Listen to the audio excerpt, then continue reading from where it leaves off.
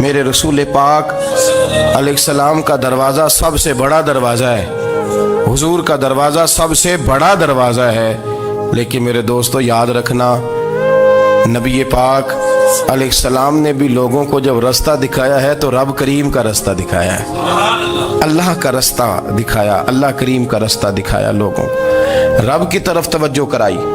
میرے رسول کریم سید عالم صلی اللہ تعالی علیہ وسلم نے لوگوں کی اللہ کی جانب توجہ کرائی اور لوگوں سے یہ کہا کہ وہ اپنے رب کریم کی جانب اپنا ذہن رکھیں، اپنی توجہ اپنے اللہ کی جانب مبذول کریں۔ میری بات کو اچھے طریقے سے سمجھیے گا، علم اللہ تبارک و تعالی عطا کرتا ہے تو اسے اللہ کی عطا ہی سمجھنا چاہیے۔ کچھ لوگوں کے پاس علم ہوتا ہے پر علم نافع نہیں ہوتا، وہ ٹامک ٹونجا مارتے رہتے ہیں ساری زندگی۔ علم کو اللہ کی عطا سمجھیں، اپنی عقل پر اپنے شعور پر زیادہ بھروسہ نہ سمجھیں، نظر اللہ پہ رکھیں۔ حضرت مولا علی شیر خدا کرم اللہ تعالی وجہہ الکریم سے کسی نے پوچھا تھا بڑا عالم کون ہوتا ہے؟ ہمارے ہاں تو اب وہ والے عالم پائے جاتے ہیں نا، اللہ ماشاءاللہ، جو ممبر پہ بیٹھتے ہیں تو دعوے ہی دعوے ہیں، ممبر پہ بیٹھتے ہیں تو دعوے ہی دعوے ہیں، اس طرح کے عالم ہمارے ہاں پائے جاتے ہیں۔ وہ ہر بات میں دعویٰ کرتے ہیں، میں یہ کر دوں گا، میں وہ کر دوں گا۔ یہ مزاج علماء کا نہیں۔ حضرت علی المرتضیٰ سے کسی نے پوچھا بڑا عالم کون ہوتا ہے؟ فرمایا بڑا عالم وہ ہوتا ہے کہ جسے مسئلے کا پتہ نہ ہو تو وہ کہہ دے مجھے نہیں پتا، میں پتہ کر کے بتاؤں گا، غلط بات بیان نہ کرے۔ امام مالک سے کسی نے کوئی مسئلہ پوچھا تو آپ فرمانے لگے مجھے اس سوال کا جواب نہیں آتا، ہمارے بزرگ سمجھاتے کیا ہے؟ وہ کہنے لگا آپ اتنے بڑے امام ہیں تو اس سوال کا جواب نہیں آتا۔ آپ فرمانے لگے اگر مجھے ہر سوال کا جواب آتا پھر تو میں خدا ہوتا، مجھے ہر سوال کا جواب نہیں آتا، مجھے تو اتنا آتا ہے جتنا میرے رب نے مجھے عطا کر دیا ہے۔ اپنی نظر اللہ پہ رکھیں، نکل آئیں اس معمے سے باہر کہ میں کوئی بلا ہوں، مجھے بڑا پتہ ہے، میرے پاس 6 ڈگریاں ہیں، مجھے 10 جگہ پہ تدریس کا شغف حاصل ہے، اس سے نکلیں باہر۔ قرآن مجید دیکھیے گا، اللہ تعالیٰ نے ارادہ قدرت فرمایا کہ میں حضرت آدم کو بناؤں گا، پھر بنانے کے بعد فرمایا فرشتوں سجدہ کرو آدم کو، سب نے سجدہ کیا الا ابلیس ابا واستکبر وکان من الکافرین، سب نے سجدہ کیا سوائے ابلیس کے، اس نے انکار بھی کیا، تکبر بھی کیا اور کافروں میں سے ہو گیا۔ تو یہ جب اللہ تعالیٰ نے سجدہ کرایا تو کیسے کرایا؟ اللہ تبارک و تعالیٰ نے نا حضرت آدم کو علم سکھایا خود، وعلم آدم الاسماء کلہا، خود اللہ فرماتے ہیں کہ میں نے جناب آدم علیہ السلام کو تمام اشیاء کے نام سکھائے، سب اشیاء کے نام سکھائے۔ تو وہ چیزیں پھر میں نے نا، اللہ فرماتے ہیں میں نے فرشتوں پہ پیش کی، میں نے کہا کہ بتاؤ ان کے نام کیا ہے، تو فرشتوں نے جو جواب دیا وہ سمجھنے والا ہے۔ اللہ نے چونکہ خود علم سکھایا تھا حضرت آدم کو، جناب آدم سکھایا تھا، لیکن فرشتوں کو نہیں سکھایا تھا۔ تو اللہ کریم نے فرمایا فرشتوں اب یہ بتاؤ ان چیزوں کے نام کیا ہیں؟ تو فرشتے کیا کہتے ہیں؟ فرشتے عرض کرتے ہیں قالوا سبحانک لا علم لنا۔ آپ کبھی یقین کریں اس چیز کی لذت لیں تو مزہ آ جائے۔ کہا قالوا سبحانک، کہنے لگے تو پاک ہے، قالوا سبحانک، کہنے لگے تو بھئی آدم علیہ السلام کو نام سکھا لیے، پھر فرشتوں کے سامنے وہ چیزیں پیش کر کے کہا ان چیزوں کے نام بتاؤ، تو فرشتے کیا کہتے ہیں؟ کہتے ہیں قالوا سبحانک، تو پاک ہے، لا علم لنا، ہمارے پاس کوئی علم نہیں، الا ما علمتنا، ہمیں تو اتنا پتہ ہے جتنا تو نے ہمیں سکھا دیا، ہمیں تو اتنا پتہ ہے جتنا تو نے ہمیں، لا علم لنا، ہمارے پاس کوئی علم نہیں ہے، اتنا ہی پتہ ہے جتنا تو نے ہمیں سکھا دیا ہے، اس سے زیادہ ہمارے پاس علم۔ اور یہ کیوں تو نے ہمیں جتنا سکھایا اتنا پتہ ہے؟ فرشتے یہ نہیں کہتے یا اللہ تو زیادہ سکھا، آدم کو دیا تو ہمیں بھی دے، یہ نہیں فرمایا، فرمایا انکا انت العلیم الحکیم، اے اللہ تو علم والا بھی ہے اور حکمت والا بھی ہے، تجھے پتہ ہے کس کو کتنا دینا ہے، جتنا تو نے مناسب سمجھا جناب آدم کو دیا، اور جتنا تو نے بہتر سمجھا وہ تو نے ہمیں عطا فرمایا۔ تو اگر آپ کے پاس علم ہے، کہیں نالج ہے، تو اس کو اللہ کی عطا سمجھے۔ ہمارے ہاں بہت سارے لوگ بن کے بیٹھ جاتے ہیں، میں اکثر کہتا ہوں کہ پھر وہ دعوے کرتے ہیں میرے علاقے والے جاہل ہیں، میرے شہر والے جاہل ہیں، میرے خاندان والے پڑھے نہیں، یہ آپ کا دعویٰ ہے، یہ آپ کو خراب کر دے گا۔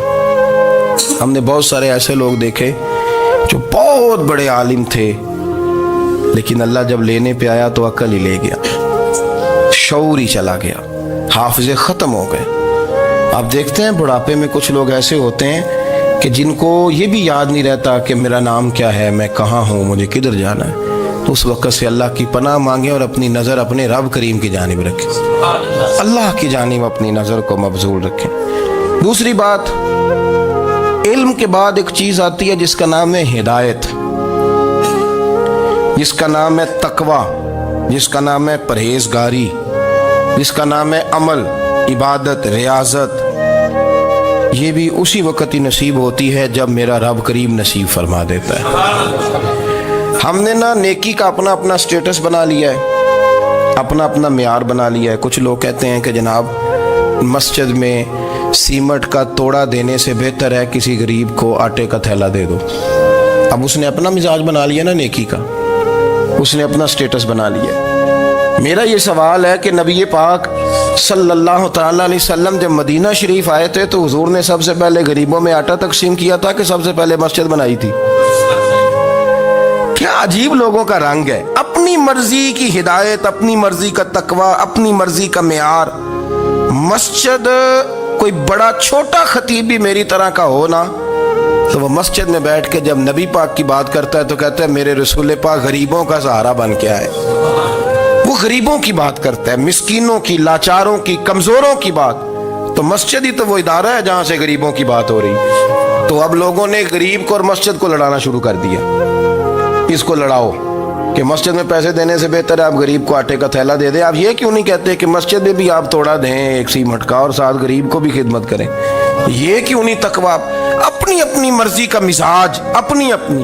کچھ لوگ کہتے ہیں چھوڑو جی، ساری زندگی انسان نماز پڑھتا رہے اور پھر گالیاں بھی دیتا رہے، بندہ داڑھی بھی رکھ لے اور جھوٹ بولنا بھی نہ چھوڑے۔ تو یہ آپ نے اپنے پاس سے تقوی کا معیار بنایا۔ گالی دینے کا گناہ ہے اور داڑھی رکھنے کا ثواب ہے۔ تو اگر آپ داڑھی رکھے ہوئے ہیں اور آپ کوئی غلطی کر رہے ہیں تو اس سے آپ کی داڑھی کا ثواب ختم، اللہ کرے آپ کو سمجھ آئے میری بات۔ آپ کوئی غلطی کر رہے ہیں، داڑھی کا ثواب اس سے ختم، وہ اپنی جگہ پہ قائم ہے چیز۔ اپنی مرضی کا کیوں تقوی کا معیار بناتے ہیں؟ تقوی کا مزاج اپنی مرضی کا نہ بناؤ۔ اللہ کی بارگاہ سے دعا مانگو کہ یا اللہ ہمیں ہدایت کا نور عطا فرما، اللہ تو ہمیں رستہ دکھا، تو بتا کہ ہدایت کیا ہے۔ تو رب فرماتا ہے اللہ ولی الذین آمنوا، اللہ مومنوں کا مددگار ہے، یخرجہم من الظلمات الی النور، وہ انہیں اندھیروں سے نکالتا ہے اور نور کی طرف روشنی عطا فرماتا ہے۔ اندھیروں سے نور کی طرف اللہ لاتا ہے۔ اللہ ولی، اللہ مومنوں کا ولی ہے، وہ انہیں اندھیروں سے نور کی طرف نکالتا ہے۔ ہدایت ہمیشہ اللہ کی طرف سے سمجھے۔ جب وہ نماز کی توفیق دیتا ہے تو اپنے فضل سے دیتا ہے، جب وہ ذکر کی توفیق دیتا ہے تو اپنے فضل سے۔ ہم سمجھتے ہیں ہو جی فلانا نہیں پڑھ رہا بڑا بیوقوف ہے، فلانا نہیں پڑھ رہا، تو تم کیا اپنی عقل کے زور پہ پڑھ رہا ہے؟ میں جی اللہ کے فضل سے 2 سپارے پڑھتا ہوں، تو کس پہ احسان کرتے تو 2 سپارے پڑھ کے رویا کر کہ اگر مالک تو بڑا قریب نہیں۔ بڑے لوگ ہیں جن کو پورا قرآن حفظ ہے پر انہیں پڑھنے کی توفیق نہیں، تو انہیں فضل کیا اور مجھے توفیق دے دی ہے پڑھنے۔ رویا کر، پڑھ کے رویا کر، راتی ساری کر کر زاری، وہ نیند اکھاں تھی توندے تے فجرے اوہی گناہگار کہاون سب تو نیوے ہوندے۔ مہربانی کریں، ڈریں، نیکی کریں تو پھر ڈریں، پھر احساس پیدا کریں، پھر اپنے اندر وہ کمزوری لائیں، کہیں توبہ توبہ مجھے تو پتہ ہی نہیں، تو جانتا ہی نہیں۔ حضرت سیدنا امام اعظم ابو حنیفہ رحمۃ اللہ تعالی علیہ کے ساتھ ایک شخص کہتا میں نے نماز پڑھی، تو عشاء کی نماز تھی۔ یہ جو لوگ بڑے ہوتے ہیں نا، جن کے پیار کرنے والے بڑے ہوتے ہیں، ان کے گرد خوف بھی بڑا ہی ہوتا ہے، انہیں بڑا ڈر لگتا ہے، بڑی بعض اوقات آزمائش ہوتی ہے ان کی۔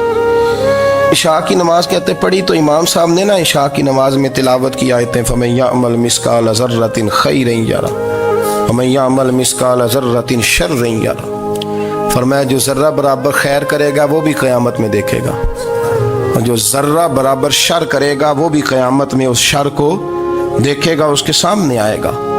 تو وہ شخص کہتا ہے کہ سارے لوگ نماز پڑھ کے چلے گئے تو امام صاحب رحمۃ اللہ علیہ نے اپنی داڑھی پکڑی رو رہے ہیں. کہتے ہیں وہ ذرہ برابر نیکی کا بدلہ دینے والے، وہ ذرہ برابر شر پہ سزا دینے والے میری سفید داڑھی کو دیکھ.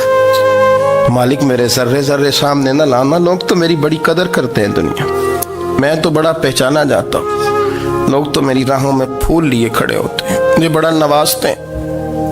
قیامت میں رسوا نہ کر دینا، میرے لیے مشکل ہو جائے گی. وہ کہتے ہیں میں نے امام صاحب کا درد دیکھا، مجھے کوئی کام تھا تو میں چلا گیا. میں نے کہا کہ وہ اس وقت اللہ کے حضور حاضر ہیں تو میں دوبارہ آؤں گا. کہتے ہیں میں تہجد کا وقت آیا تو امام صاحب وہیں بیٹھے تھے اور ان کی داڑھی آنسوؤں سے بھری ہوئی تھی اور زور سے داڑھی پکڑی ہوئی. کہنے لگے مالک رسوا نہ کر دیں، قیامت میں رسوا نہ کر دیں. یار جو ہدایت یافتہ لوگ تھے وہ تو ڈرے ہوئے تھے، وہ تو سہمے ہوئے تھے. وہ تو کہتے تھے یہ اس کا فضل نہیں، اس نے بلا لیا، یہ اس کا کرم نہیں. حضرت بایزید بستامی کسی کافر کو دیکھتے تو رو پڑتے، کہتے مالک تو کتنا قریب ہے، یہ بے ایمان رہ گیا، تو نے اپنے فضل سے مجھے اپنے نبی کا غلام بنا لیا. وہ رو پڑتے. یہاں تو لوگوں کا دعویٰ ہی بڑا ہے. نمازی اللہ خیر فرمائے وہ تو دوسروں کو گھورتا ہے، وہ کہتا ہے جنت کا میں مالک ہوں، کنجیاں میرے پاس ہیں، میں کسی اور کو گھسنے نہیں دوں گا. اور اگر 2-3 حج کر لے تو پھر تو وہ کہتا ہے کہ اب میرے سے پوچھ کے لوگ جنت میں جائیں گے معاذ اللہ. اور اگر وہ 2 4 5 7 دفعہ کوئی نفل پڑھ لے تو پھر وہ کہتا ہے چھوڑیں جی سارے لوگ بے عمل ہیں، میں اکیلا نیک ہوں. نہ ایسا کریں، اپنی توجہ اپنے رب پہ رکھیں، اپنی توجہ اپنے معین الملت والدین، عطائے رسول، ہند الولی، غریب نواز، خواجہ معین الدین چشتی، حضرت خواجہ اجمیر، شاہ اجمیر، والی ہندوستان. آخری عمر میں نا سارا دن روتے گزر جاتا، ساری رات روتے گزر جاتے، ذرا سی کوئی بات کرتا تو رو پڑتے، آنکھیں آنسوں سے بھری رہتی. کئی دفعہ اپنے بھی پریشان ہو جاتے ہیں نا کہ یار تو ایک بات کی جان ہی نہیں چھوڑ رہا. تو خواجہ قطب الدین صاحب بختیار کاکی سے لوگوں نے کہا کہ آپ مرشد سے بات کریں، اتنا بھی تو نہیں نہ رونا چاہیے، ہر وقت اس کے آنسو کی کریے. عاشق دا کام ہی رونا تونا تے بھی نہ رویو نہیں منظوری. یہ عاشق سدا ہی روندا رہندا ہے، پاویں وصل ہوئے تے پاویں دوری. ہر وقت رونے کا کیا مطلب ہے؟ تو خواجہ قطب صاحب کہتے ہیں میں قریب گیا تو میں نے پیر دبائے، میں نے کہا سونیا لوگ تو کچھ بھی نہیں کرتے، تو نے تو کمال کر دیا، 90 لاکھ آدمی مسلمان کر دیا، دنیا کچھ نہیں کرتی، تو نے 50 سال ساری رات مصلے پہ بیٹھ کے رب راضی کیا. تو شہزادہ تھا، حضور کی اولاد تھا، لیکن معین الدین تیرا ایک پلاٹ بھی نہیں، تو نے طالب علم پالے، انہیں غریبوں کو دیا، انہیں نوازا، کوئی شے نہیں تیرے پاس، ہر چیز تو نے. ساری رات روتے ہو، سارا دن روتے ہو. تو خواجہ قطب الدین صاحب کہتے ہیں میں نے جب عرض کیا تو خواجہ صاحب مجھے گلے لگا لیا، چیخ مار کے روئے.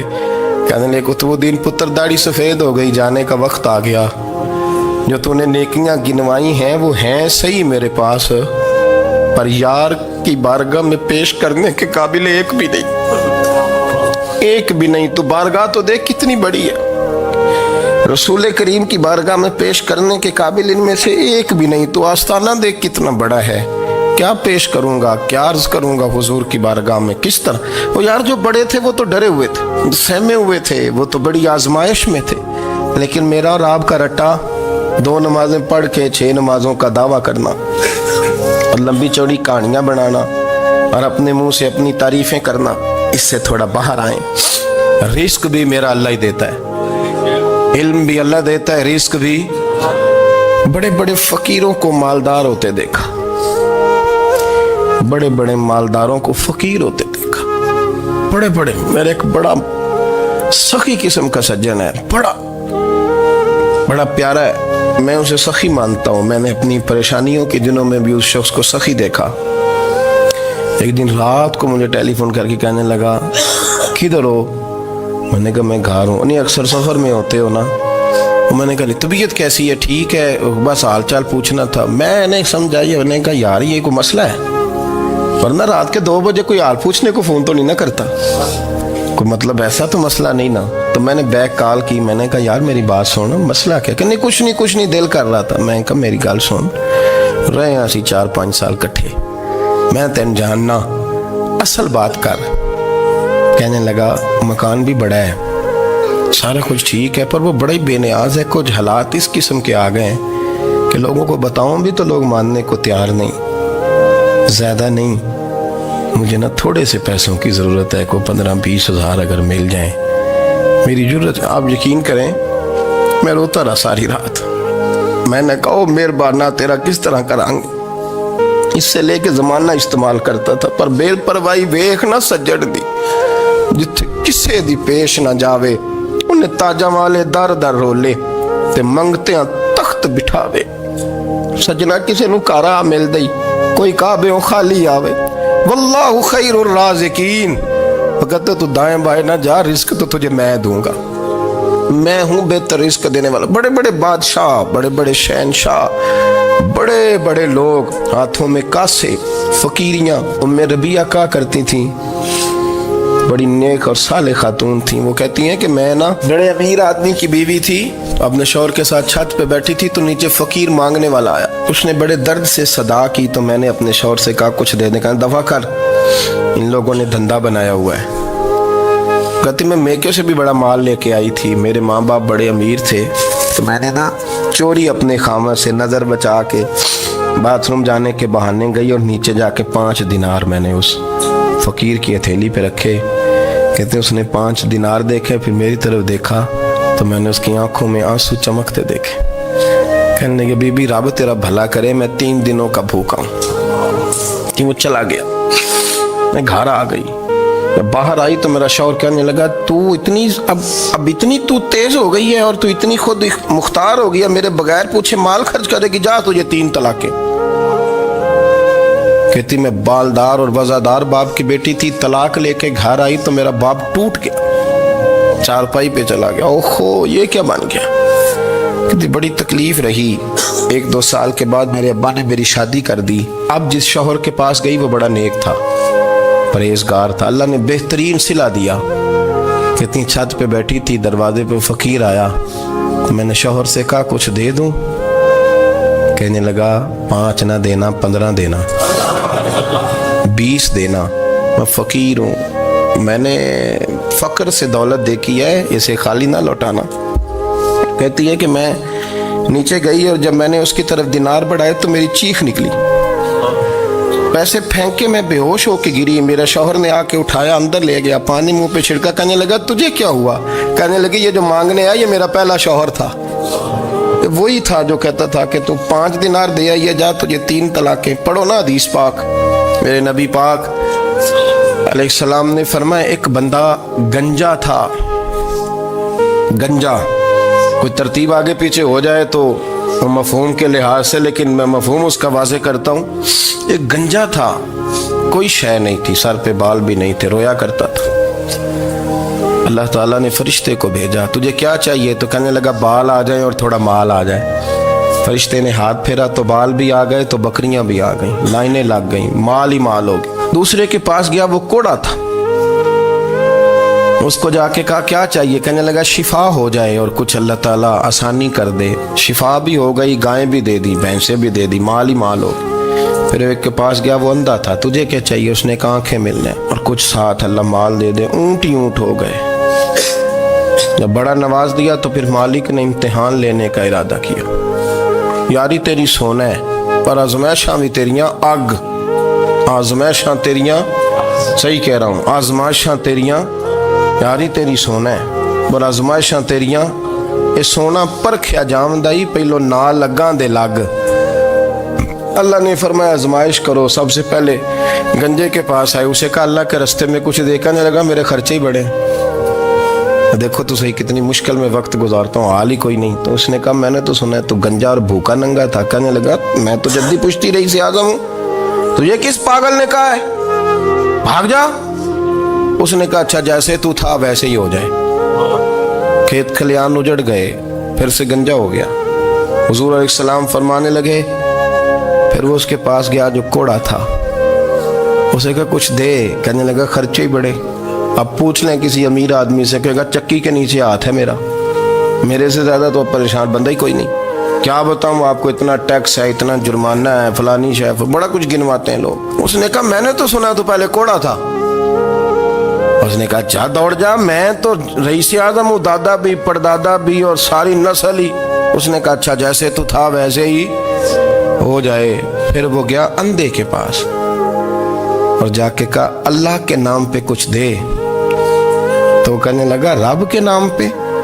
ये खड़े हैं ऊंट, जितने तेरे दिल करे ले दा। उसने कहा क्या माना इस बात का? कहने लगा यार तुझे क्या बताऊं, मैं तो अंधा था, मैंने तो कभी दुनिया देखी नहीं थी।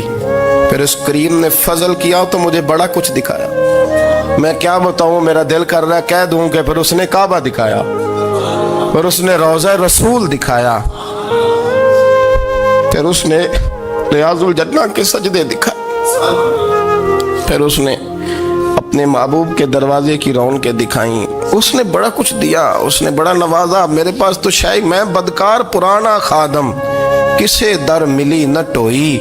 एते वासफ यार ने नजर जो की थी, फिर वासफ वासफ ही होई। ये तो उसका करम हुआ। तो ये वो कहने लगा तू अल्लाह के नाम पे जान मांग, मैं वो भी देने को तैयार। मेरे पास तो शय कोई नहीं थी, मुझे तो अपना पता है, मैं तो कोई शय नहीं था, कुछ नहीं था मेरे पास। ये तो उनका करम है कि रुख इनका उधर है।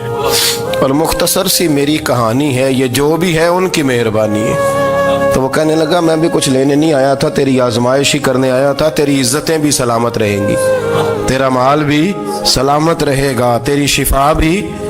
अपनी ज़िंदगी में कभी भी अल्लाह की बारगाह से तवज्जो इधर उधर ना करें, छोड़े लोग क्या कर रहे हैं, दुनिया क्या कह रही, कभी भी अपनी तवज्जो दाएं। हमारा ये मसला बन गया कि हमारी सियासत है, हमारी दुनियादारी है, हम बंदों को राज़ी करना चाहते हैं। हम देखते हैं कौन किस तरह, और आप यकीन करें आप थक जाएंगे, बंदे राज़ी नहीं होंगे, वो नहीं राज़ी होते। आप इनको मना के लाएंगे तो इधर वाले निकल जाएंगे, इधर को मनाएंगे तो इधर वाले निकल जाएंगे। इस चक्कर से बाहर आएँ, उस रब को राज़ी करें जो फरमाता है इन्नल्लज़ीना आमनू व अमिलुस्सालिहाति सयजअलु लहुमुर रहमानु वुद्दा। फरमाया तो ईमान लाने के बाद नेक अमल कर, मैं लोगों के दिलों में तेरी मोहब्बत पैदा कर दूंगा। रहमान लोगों के दिलों में मोहब्बत डाल देगा, अल्लाह लोगों के दिलों में। अपनी नज़र हमेशा अपने रब पे रखें। इतनी लंबी चौड़ी दुनियादारों से उम्मीदें ना वाबस्ता करें। मैंने देखा है लोग का सालेसी करते हैं, कभी उसके दरवाजे पे कभी उसके दरवाजे पे। इन चक्करों से बाहर आएं और अपने रब की बारगाह की तरफ तवज्जो करें। इस्तिग़फ़ार शौक से पढ़ा करें। और अकेले में ना, अकेले में हज़रत रईसुल मुतकल्लिमीन मौलाना नकी अली खान साहब रहमतुल्लाह ने लिखा है कि फ़िरौन 500 साल हुकूमत कर गया। यहाँ तो 5 साल की हुकूमत की पैर लड़खड़ाते हैं, 500 साल। फरमाते असल वजह यह थी कि दुनिया जब सो जाती थी ना तो ऊपर चादर लेके तो मुसल्ले पे बैठ जाता था और हाथ बांध के कहता था रब तू ही है, मेरा पर्दा ना खोलना, मालिक तू ही है, करम नवाजी करना, मेरी पकड़ ना करना। वो बेईमान हो के अगर 500 साल हाथ बांधे तो गुजारा कर लेता है, तू तो ईमानदार है। पर मसला ये है कि तू रात को बुक्कल मार के हाथ नहीं ना बांधता, तो मिन्नत नहीं करता, तो इस्तिग़फ़ार नहीं करता। तौबा करें तो बचे रहें। वो इतनी लंबी हुकूमत कर गया चूंकि रात को कहता था मालिक रब तू ही है, लेकिन मेहरबानी फरमा, मेरी पकड़ ना फरमाया तो अल्लाह ने तो उसको मोहलत दे दी। अगर आपको हमारी वीडियो अच्छी लगी तो हमारे चैनल को सब्सक्राइब जरूर करें।